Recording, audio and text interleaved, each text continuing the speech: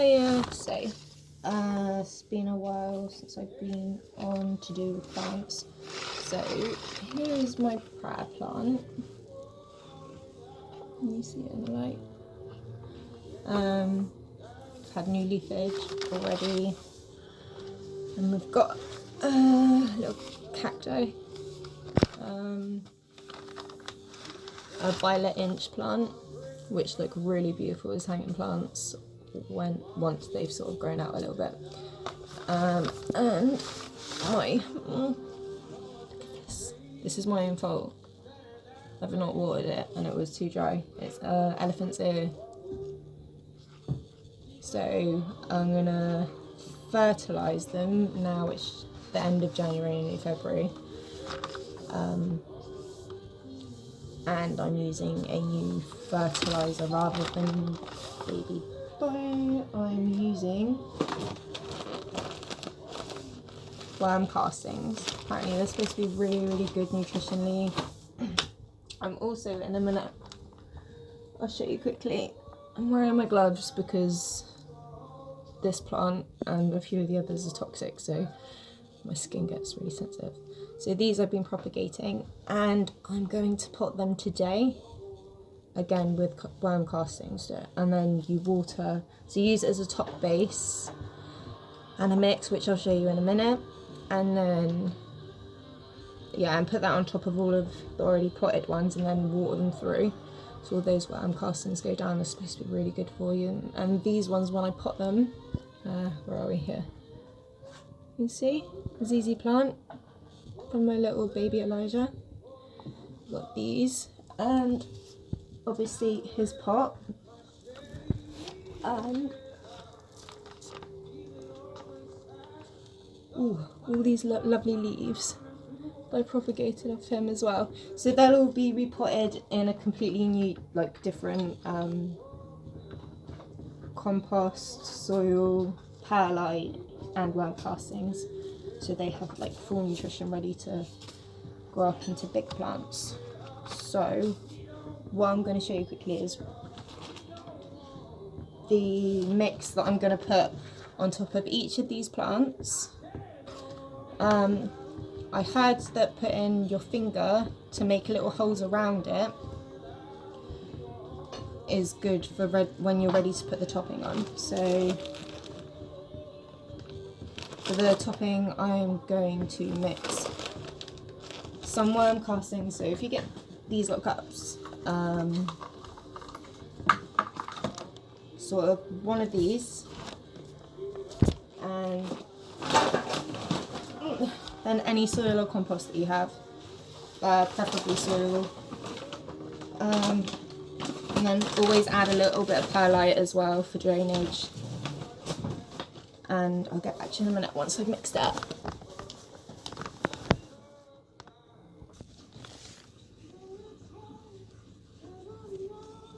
So I've mixed my worm castings, my soil and some perlite just in here, just to not to repot the plants, just to pot as a top base and then pour it through with water and then leave them in their trays.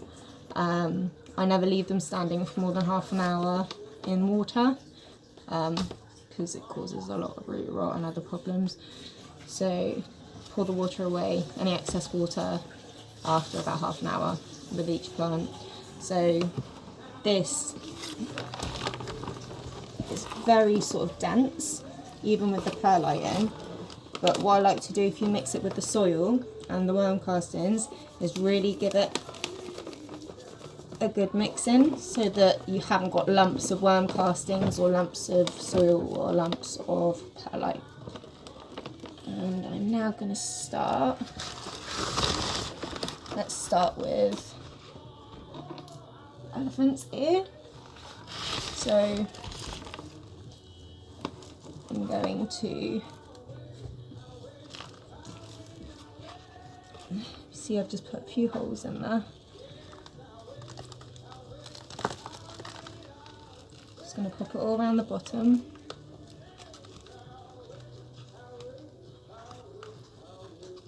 I'm going to pat it down a little bit. It's got the perlite in, so it should have some good drainage. There you go. Can you see? And I'll just use it as a topper. And then I'm going to get some water.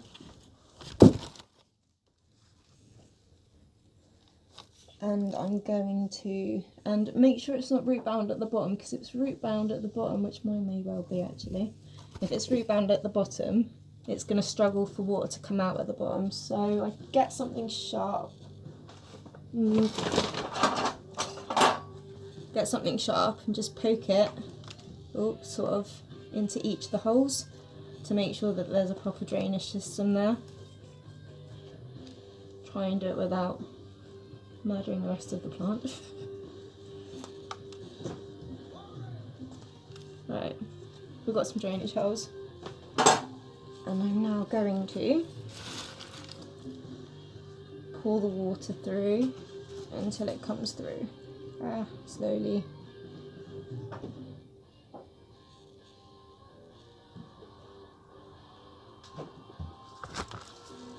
I'm sure there's definitely more holes in there.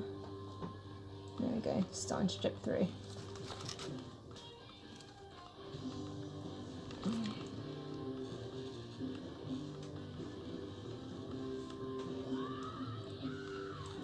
Right, so now I'm going to leave that. I'm hoping this one might be savable. I'm looking at it now actually, ready to pull it off. Yep, had to pull that one off. Bye bye, rest in peace. But yeah, this one might be salvageable because it's not gone brown yet. But you see, so it's dripping through loads, and a lot of the waters are coming into the bottom of here. But I'm gonna leave it stood in that water for half an hour. And I will be back in a minute when I've done it with 1, 2, 3, 4 more plants. Thank you.